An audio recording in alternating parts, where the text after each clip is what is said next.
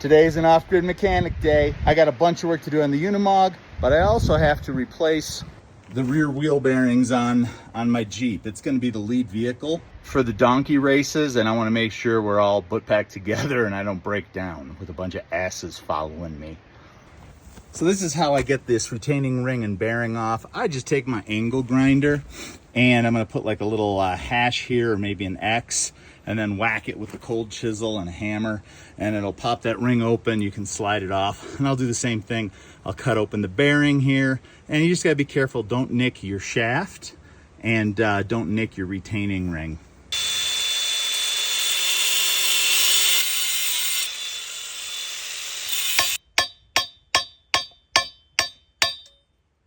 All right, that's the first piece.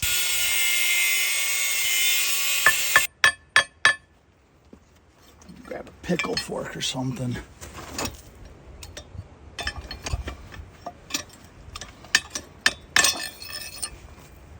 All right, now we're gonna clean this guy off with a little brake clean, then we'll throw on the new stuff. All right, here's my new kit on the block. We're gonna go seal, bearing, collar. Seal goes in rubber side towards the outside axle here. So I said this guy has this integrated race. That race has to be able to go into the vehicle. So this thick surface is what goes up against the cup on that bearing. And then the collar. And I'll just smear a little grease from this finger on the inside before I slide it on. All right, now that I got everything properly set, we're gonna head over to the press and press these guys on.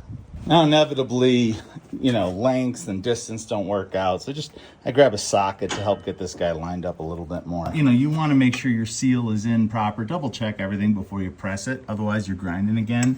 But also, getting the seal up against here will hold this out of the way so you can get a good straight pressing on this. Now, I do like to have some metal plate or something around my press when I get down to the end here to get it in nice and tight, just in case. I've never had anything break loose, but I've heard these plates can. That's it, we're down. All right, they're on. I'm gonna go throw these in the truck, and do mark your axles before you pull them out, even in the rear, because they are different, the passenger and the driver's. Got a slight height mismatch there. Cabin down.